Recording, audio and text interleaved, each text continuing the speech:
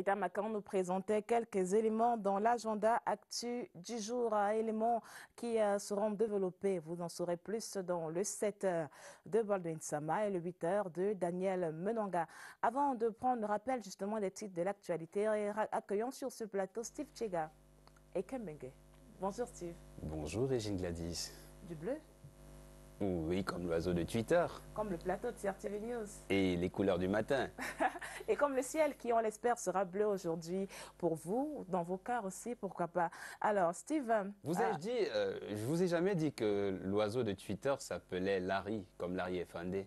Larry? Non, je ne savais pas. Vous m'en apprenez des choses ce matin. Il aime chanter, l'oiseau de Twitter. Il chante quoi? Les gazouilles, les petits oiseaux. Vous savez, au petit réveil, au matin, et surtout quand on est au village, près du ruisseau, quand on va peut-être au marigot, hein, comme pourraient le faire ceux qui sont en vacances maintenant.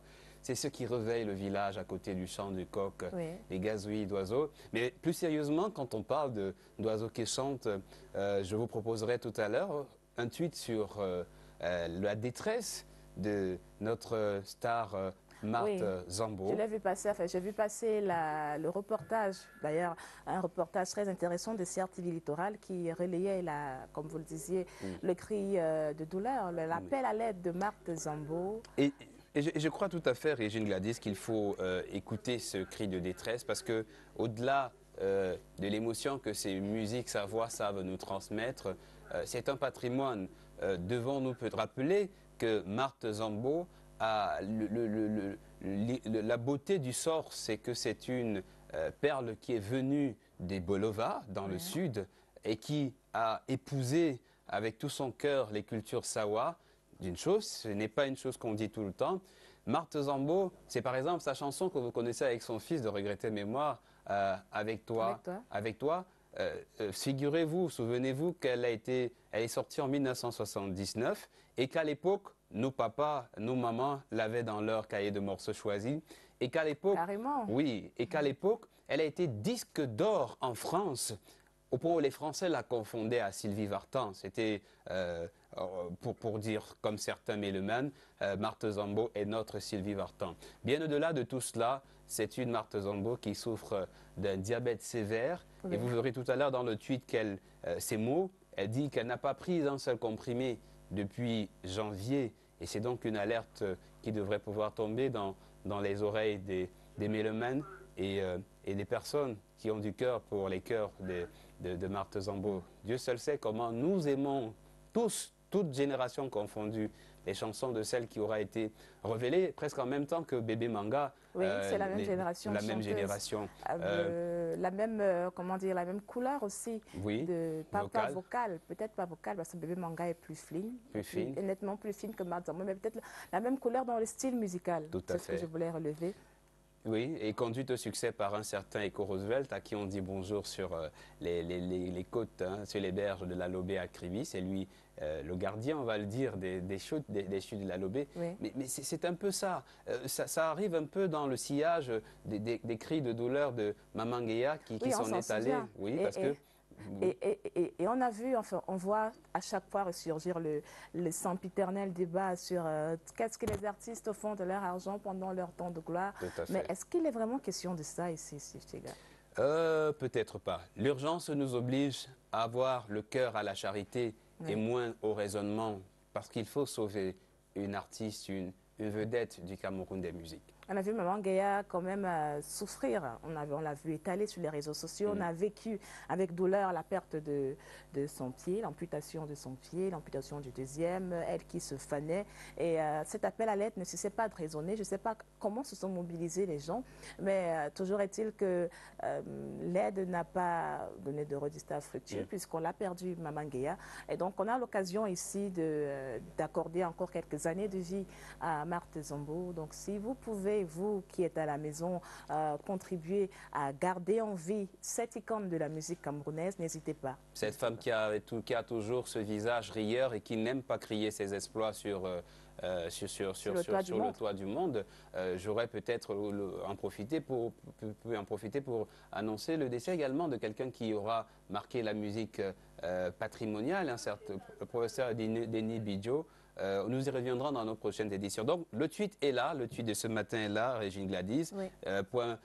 Plus n'est besoin de rappeler que nous devons voler au secours, d'autant plus que je peux aller piquer quelques mots de Mireille Bissek, qui aime chanter comme vous. Elle a trouvé les mots pour le dire. Avec toi, nous chantions ces mêmes chansons. Oui. Avec toi, nous chantions ces mêmes mélodies. Et donc, avec un hashtag, Mireille Bissek accompagne également le mouvement en disant « Save our artists ». On doit venir au secours de ces artistes-là. Et c'est un SOS. Et puis justement, en parlant de SOS, après l'oiseau Larry de Twitter, après ce coup de cœur pour Marthe Zambo, il y a également comme un SOS pour la paix dans le deuxième tweet de ce matin, Régine Gladys.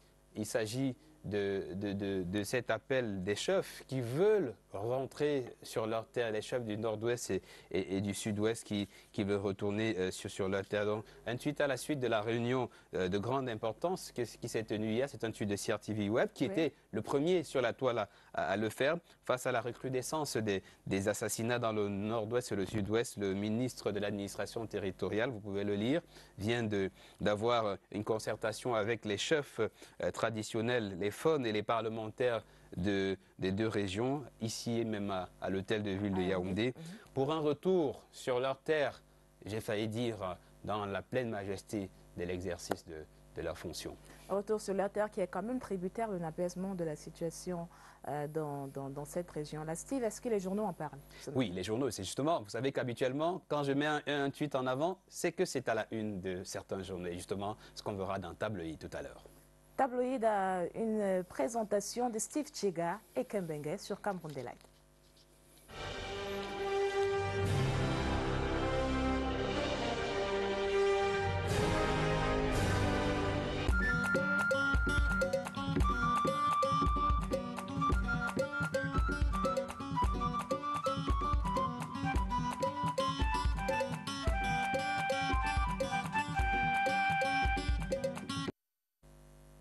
Bonjour, merci de nous rejoindre, de nous suivre sur Tabloïd, le tableau de la presse à l'écran de l'actualité CRTV News. Surtout, avant d'aller au kiosque, on vous le suggère, en vitrine ce matin, à l'écran de l'actualité CRTV News, l'info par exemple sur les FON, les chefs traditionnels des régions du nord-ouest et du sud-ouest qui étaient en réunion hier avec le ministre de l'administration territoriale. À propos, Cameroun Tribune, sur un ton décidé, mais alors vraiment décidé, titre « Les chefs veulent rentrer ». Rentrer sur leur terre, rentrer dans la pleine majesté de l'exercice de leur pouvoir, les gardiens du patrimoine. Les autorités traditionnelles des deux régions déplacées internes à cause de la crise dans les deux régions étaient en concertation, disais-je, hier à Yaoundé avec le ministre de l'administration territoriale, Paul Atangadji.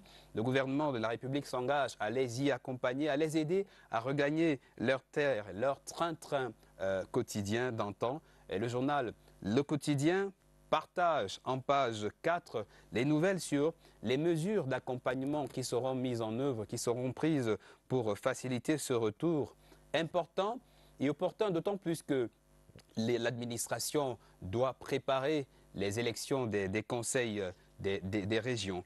Élections régionales, justement, parlons-en. Regardez la une de Réalité Plus. C'est fort sur Jean Kueté, le secrétaire général du Rassemblement démocratique du peuple camerounais, scande Réalité Plus. À l'approche du scrutin, le journal lui prête de s'être replié en huis clos pour proposer au président national, Paul Biya, les noms des futurs candidats. J'imagine que ça doit faire sourire certains, mais plus sérieusement, dans l'ère du RDPC, il y a un vent de sanctions qui plane. Mutation annonce, le journal Mutation annonce un air de tempête, une commission d'examen des cas d'indiscipline dans le cadre des élections législatives et municipales de février dernier, 2020. Il est présidé par Peter Mafani Moussangé. Aucune déroute n'est donc permise ne sera tolérée dans le fonctionnement du parti. Même pas sur l'autoroute de Yaoundé-Douala où tout ne roule pas à la bonne vitesse sur le chantier, à la vitesse souhaitée. Mutation vient aux nouvelles et pourtant c'est un challenge pour l'État. Le journal Défi Actuel s'en fait également un écho et il fait la revue de 14 projets phares de l'État, dont l'autoroute qui a 3 ans de retard déjà. Retard pour une raison que le quotidien de l'économie, regardez sa une, brandit la nature dicte sa loi. C'est à la une du quotidien de l'économie, une raison qui justifie le ralentissement des travaux, précisément entre le PK 40 et PK 60 au lieu-dit Bibodi.